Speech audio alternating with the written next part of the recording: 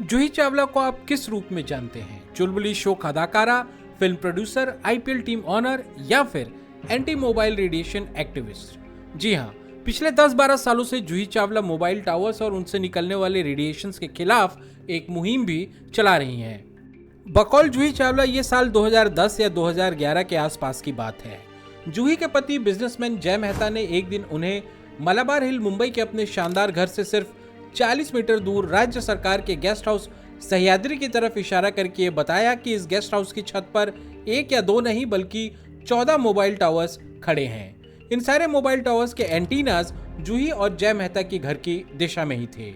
ये दर्जन भर से भी ज्यादा मोबाइल टावर्स जूही चावला के लिए परेशानी का सबब बन गए थे। बहरहाल जूही चावला ने इलेक्ट्रोमैग्नेटिक रेडिएशन पर अपनी जानकारी बढ़ाई, एक स्वतंत्र एजेंसी से अपने घर के रेडिएशन लेवल की जांच भी करवाई और महाराष्ट्र के मुख्यमंत्री को एक चिट्ठी लिखकर मोबाइल रेडिएशन के प्रति अपनी चिंता जताई। उन्होंने ये मुद्दा मलाबार हिल रेसिडेंट्स एसोसिएशन में भी उठाया। बतौर सेलिब्रिटी ये जूही का जलवा ही था कि जल्द ही सह्याद्री गेस्ट हाउस की छत पर लगे मोबाइल टावर्स के एंटीनास का रुख बदल दिया गया ताकि जूही चावला की ये परेशानी दूर हो सके। मगर तब तक मुंबई के उस पॉश इलाके में रहने वाले दूसरे रईस लोग भी इस मुद्दे पर जागरूक हो चुके थे। साउथ मुंबई के अमीरों की इस मुहिम का यह असर हुआ कि गेस्ट हाउस की छत से सारे मोबाइल टावर्स एक दिन हटा दिए गए। मगर मीडिया के जरिए यह खबर मुंबई के दूसरे लोगों तक भी पहुंच चुकी थी, जो अब जूही चावला और उनके साथ इस मुहिम से जुड़े दूसरे लोगों से मदद की गुहार लगा रहे थे। इन सब के बीच जूही चावला पूरी तरह से एंटी मोबाइल रेडिएशन के एक्टिविज्म का चेहरा बन चुकी थी।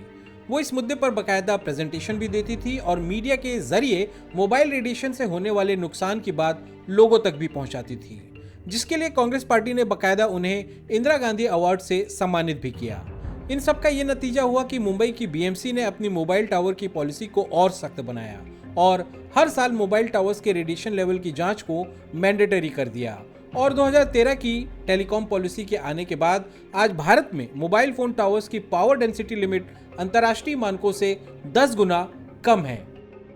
मगर जूही यहीं पर नहीं रुकी। जूही और भी सख्त मोबाइल टावर पॉलिसी की मांग करती रही हैं। उन्होंने ये भी आरोप लगाया है कि पॉलिसी का पालन ठीक ढंग से नहीं किया जा रहा और अभी भी अवैध तरीके से मोबाइल टावर लगाए जा रहे हैं। जूही चावला 5G के रोल आउट होने के बाद टेलीकॉम पॉलिसी की एक और समीक्षा भी चाहती थी। जूही चावला ने कई बार यह भी कहा है कि टेलीकॉम कंपनियों की एक मजबूत लॉबी है जो इन मुद्दों पर पर्दा डाले हुए है। इन सब मांगों को लेकर जूही ने बॉम्बे हाईकोर्ट में एक याचिका भी दायर की थी। इस याचिका में कई सनसनीखेज बातें कही गई थी, जैसे कि मोबाइल टावर की रेडिएशन से सरदर्द, नींद न आना, कमजोर याददाश्त, प्रजनन क्षमता में कमी, डीएनए डैमेज से लेकर ब्रेन ट्यूमर और ब्रेन कैंसर जैसी बीमारियां हो सकती हैं। मगर कोर्ट ने इस मामले की सुनवाई में पाया कि जूही के मोबाइल टावर्स को लेकर जो तर्क हैं उनका कोई ठोस वैज्ञानिक आधार नहीं है और वो नाहक ही परेशान है। कोर्ट ने तो यहाँ तक कहा कि जूही ये सब पब्लिसिटी पाने के लिए कर रही हैं और उन पर 20 लाख रुपए का जुर्माना भी लगा दिया गया, जिसके बाद कोर्ट ने थोड़ी नरमी दिखाते हुए जुर्माने की राशि 2 लाख रुपए कर दी। अब इस विषय पर जूही चावला की याचिका पिछले कुछ सालों से सुप्रीम कोर्ट में लंबित है। बहरहाल जूही चावला का अब इस मामले में ये कहना है कि आगे आने वाले 20 से 30 सालों में लोगों को मोबाइल फोन रेडिएशन के असल नुकसान का अंदाजा होगा, मगर तब तक शायद बहुत देर हो चुकी होगी। इस गंभीर और विवादास्पद मुद्दे पर आपकी क्या राय है, हमें कमेंट करके जरूर बताएं। काला कबूतर चैनल सब्सक्राइब करें ताकि समसामयिक विषयों, विचार मंथन योग्य मुद्दों और रोचक तथ्यों पर बने हमारे वीडियोस आप तक पहुंचे जल्द से जल्द।